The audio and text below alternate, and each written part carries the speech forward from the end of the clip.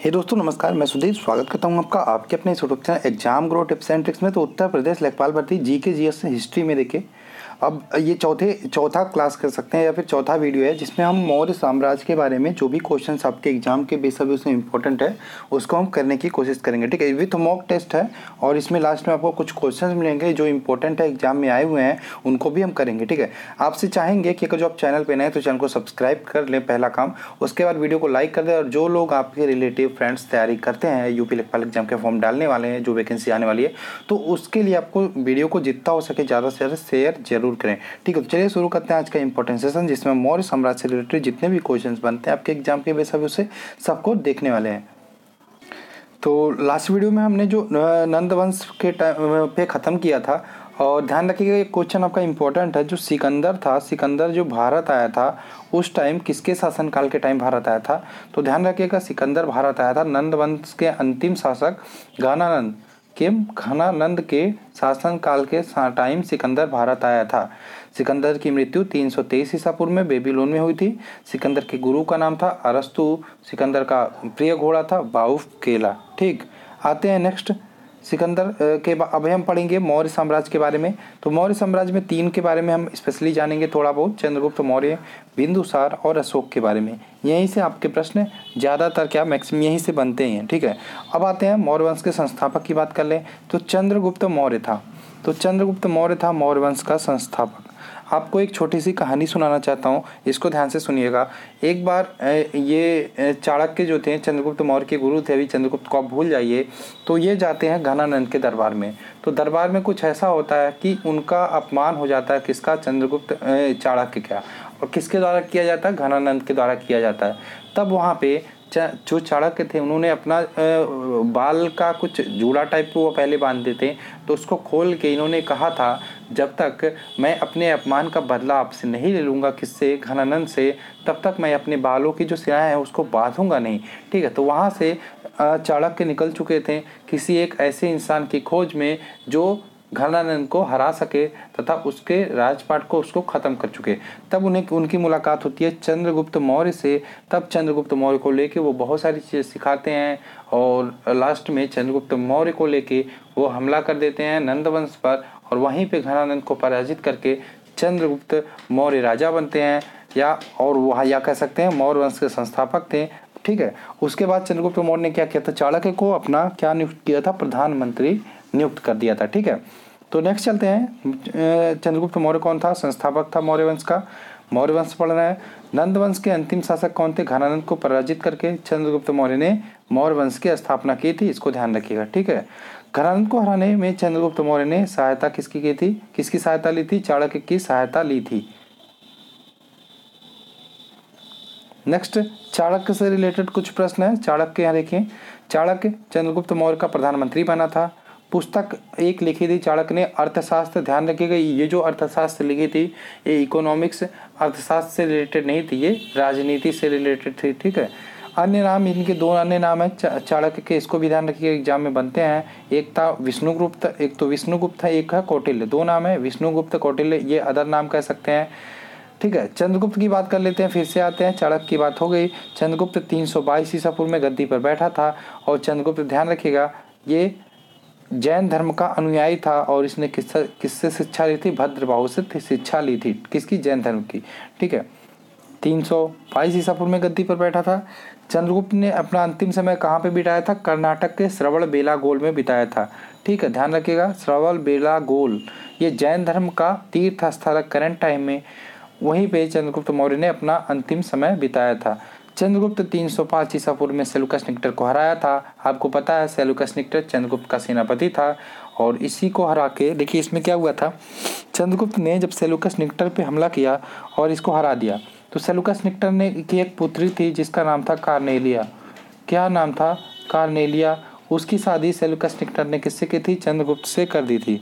ठीक है, और इसमें एक संधि भी हुई थी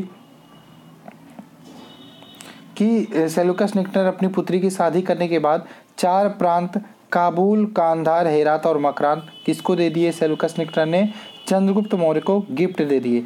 आपको पता है बिंबिसार मैंने बताया था वो राजनीतिक संबंधों के माध्यम वो वैवाहिक संबंधों के माध्यम से अपनी राजनीति को सुदृढ़ करता, कुछ यही कह सकते हैं यहाँ पे भी।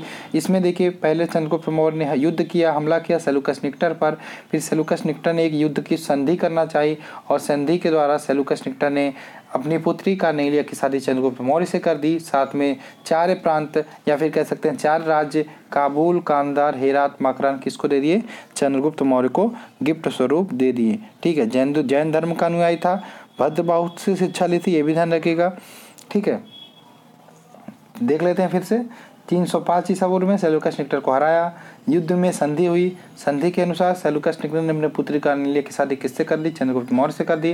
साथ में 4 प्रांत काबुल, कांधार, हेरात, मकरान किसको दे दिए? चंद्रगुप्त मौर्य को दे दिए। अब देखिए इसमें मेगास्थनीज की बात करें। मेगास्थनीज जो था सेल्यूकस निक्टर का राजदूत था। वेरी वेरी इंपॉर्टेंट क्वेश्चन है। सेल्यूकस निक्टर का राजदूत कौन था? मेगास्थनीज था। मेगास्थनीज ने एक पुस्तक लिखी थी इंडिका। कौन सी पुस्तक लिखी थी? इंडिका। पुस्तक किसके द्वारा लिखी गई? मेगास्थनीज के बारे में लिखी गई है। ठीक है, आगे आते हैं चंद्रगुप्त मौर्य के बाद बिंदुसार के बारे में। तो बिंदुसार कौन था? चंद्रगुप्त मौर्य का उत्तराधिकारी हुआ और बिंदुसार को अमित्र घात नाम से भी जाना जाता था। शत्रु विनाशक बिंदुसार ने सबसे पहला काम किया था, आते ही उसके जितने भी शत्रु थे सबको खत्म करवा दिया। ठीक है, तो अमित्र घात के नाम से जाना जाता था। आजीवक संप्रदाय का अनुयायी था। बिंदुसार किस संप्रदाय का अनुयायी था? अगर जो क्वेश्चन आता है तो ध्यान रखिएगा, बिंदुसार आजीवक संप्रदाय का अनुयायी था।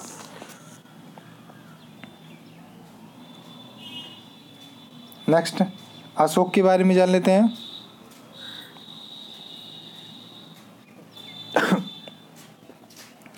मोस्ट इंपॉर्टेंट है अशोक के बारे में। ठीक है, यहाँ पे लिखा भी है मोस्ट इंपॉर्टेंट।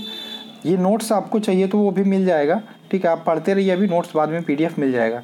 अशोक के बारे में बात करें तो बिंदुसार का उत्तराधिकारी था अशोक। किसका उत्तराधिकारी? बिंदुसार का उत्तराधिकारी अशोक था। और राजगद्दी पर बैठने से पूर्व अशोक कहाँ का राज्यपाल था? तो अवंती का। दोनों क्वेश्चन इंपॉर्टेंट है। तो चंद्रगुप्त मौर्य का उत्तराधिकारी बिंदुसार हुआ, बिंदुसार का उत्तराधिकारी अशोक हुआ। अशोक राजगद्दी पर बैठने के से पूर्व अवंती का राज्यपाल था।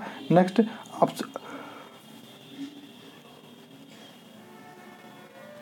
अशोक ने ढेर सारे अभिलेख लिखवाए थे।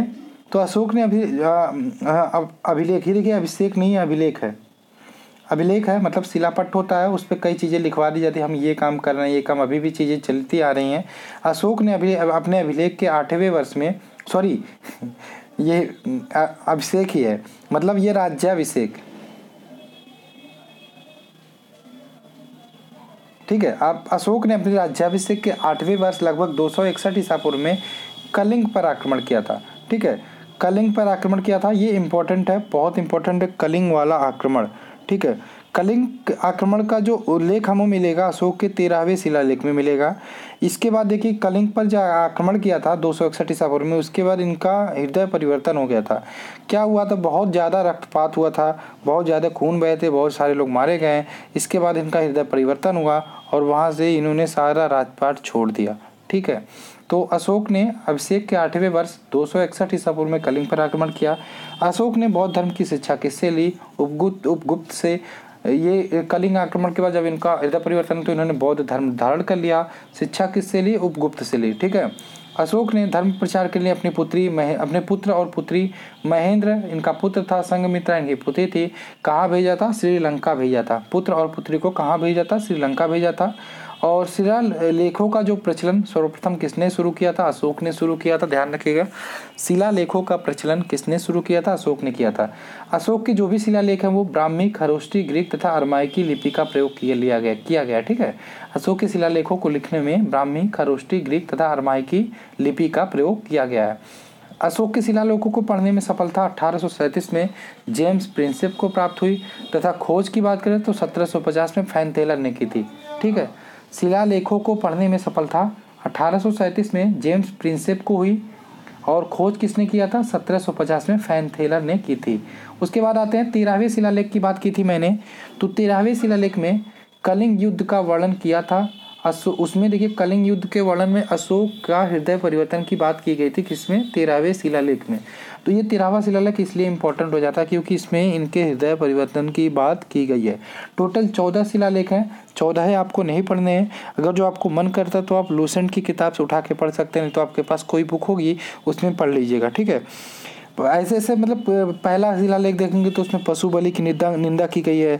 दूसरा शिलालेख देखेंगे अशोक ने मनुष्य एवं पशु दोनों की चिकित्सा व्यवस्था का उल्लेख किया गया है। तो इसी प्रकार से कई शिलालेख है। इसमें देखिए छठा शिलालेख इंपॉर्टेंट है, इसमें आत्म नियंत्रण की शिक्षा दी है। 13वां शिलालेख है, इसमें हृदय परिवर्तन की बात की है। तो ज़्यादातर 13वां ही पूछा गया है, इसलिए इसमें देखिए जो भी नोट्स आपके बन रहे हैं एग्जाम के बेसा भी उसे बन रहा है, ऐसा नहीं है कि मैं आपको सारा चीज़ रटाते चलूँ, ठीक। इसमें देखिए उसके आते हैं मौर्य वंश का जो अंतिम शासक था बृहद्रथ था, और इसकी हत्या किसने की थी? पुष्यमित्र शुंग ने की थी। और पुष्यमित्र शुंग ने बृहद्रथ की हत्या करने के बाद एक वंश की स्थापना की थी जिसको कहते हैं शुंग वंश। आगे हम नेक्स्ट वीडियो में देखेंगे। अभी हम कुछ क्वेश्चंस को देख लेते हैं, ठीक है। चलिए क्वेश्चंस पे चलते हैं।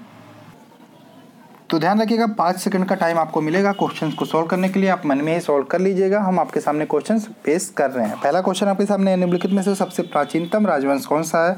ऑप्शन ए है मौर्य वंश, ऑप्शन बी है कुषाण वंश, ऑप्शन सी है, ऑप्शन डी है कर्ण वंश, ठीक है, बताइए। तो इसमें ध्यान रखिएगा सबसे प्राचीनतम जो राजवंश है वो है मौर्य वंश, ठीक। नेक्स्ट क्वेश्चन पे चलते हैं, सारे क्वेश्चन पूछे हुए एग्जाम में। अशोक ने तृतीय बौद्ध परिषद कहाँ पे बुलाई थी? बौद्ध धर्म से रिलेटेड क्वेश्चन है। तो अशोक ने बुलाई थी, कब बुलाई थी? 251 ईसा पूर्व में, ठीक है। कहाँ पे बुलाई थी? पाटलिपुत्र में। ऑप्शन नंबर ए यहाँ पे सही है, पाटलिपुत्र में बुलाई थी। नेक्स्ट, निम्नलिखित में से कौन सा जानवर सारनाथ के स्तंभ पर उत्कीर्ण नहीं है? बहुत ही इंपॉर्टेंट क्वेश्चन है, ठीक है। निम्नलिखित में से कौन सा जानवर सारनाथ के स्तंभ पर उत्कीर्ण नहीं है? जल्दी बताइए।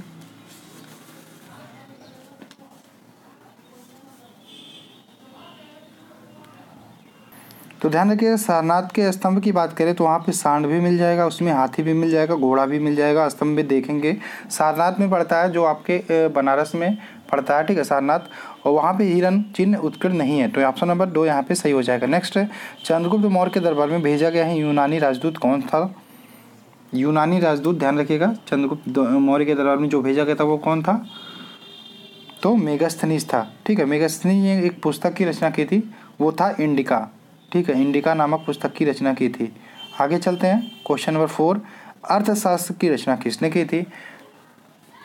तो अर्थशास्त्र की रचना की थी चाणक्य भी कह सकते हैं, कौटिल्य भी कह सकते हैं, ठीक है, कौटिल्य ने की थी।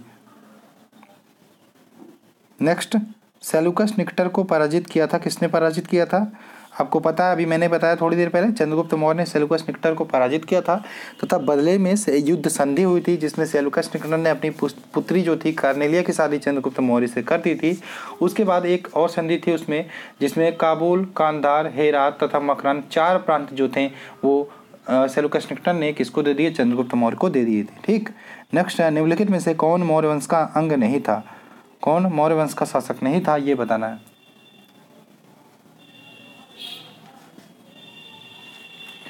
तो इसमें बिंदुसार भी मौर्य वंश का था, चंद्रगुप्त मौर्य भी मौर्य वंश का था, आजाद शत्रु मौर्य वंश का नहीं था। ऑप्शन नंबर 1 यहाँ पे राइट हो जाएगा। नेक्स्ट, निम्नलिखित में से किस विदेशी यात्री ने भारत का दौरा सबसे पहले किया था? तो किस विदेशी यात्री ने भारत का दौरा सबसे पहले किया था? 12वां क्वेश्चन बहुत ही इंपॉर्टेंट है, आपको पता होना चाहिए। तो यहाँ पे मेगास्थनीज, ध्यान रखिएगा, मेगास्थनीज थे जो भारत का दौरा सबसे पहला किया था, ठीक है। सारे क्वेश्चन एग्जाम में आए हुए हैं इसलिए इंपॉर्टेंट हो जाता है। चंद्रगुप्त मौर्य का प्रसिद्ध गुरु चाणक्य निम्नलिखित में से किस विद्या केंद्र से संबंधित था?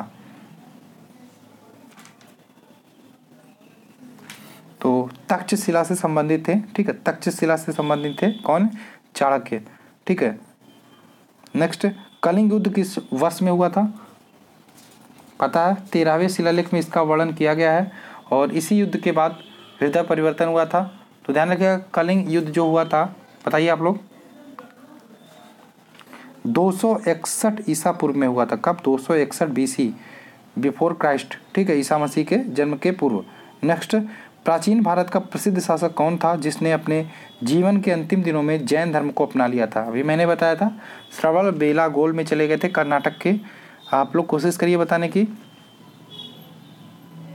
ठीक है, थी, सही है, चंद्रगुप्त मौर्य थे। ठीक है, अंतिम समय में जैन धर्म को अपना लिया था या धारण कर लिया था। नेक्स्ट क्वेश्चन, बस इतने ही क्वेश्चन है। ठीक है, नेक्स्ट नहीं है। तो आशा आपको वीडियो पसंद आया होगा। मिलते हैं नेक्स्ट वीडियो में। जय हिंद दोस्तों, जय भारत। नेक्स्ट जो वीडियो होगा, अभी देखिए हम क्या पढ़ रहे हैं, प्राचीन भारत पढ़ रहे हैं। इसमें हमने बहुत सारी चीज़ें कवर कर ली है। नेक्स्ट हमारा एक वीडियो और दो वीडियो हम बनेंगे, 2 वीडियो और बनेंगे, जिसमें हमारा प्राचीन भारत पूरा कंप्लीट हो जाएगा। ठीक, और उसके बाद हम चलेंगे नेक्स्ट कौन सा, कहाँ पे चलेंगे, नेक्स्ट हम चलेंगे जो हमारा पढ़ेंगे वो हम पढ़ेंगे ये मध्यकालीन भारत। ठीक, आशा है आपको वीडियो पसंद आया होगा। मिलते हैं नेक्स्ट वीडियो में। जय हिंद दोस्तों, जय भारत।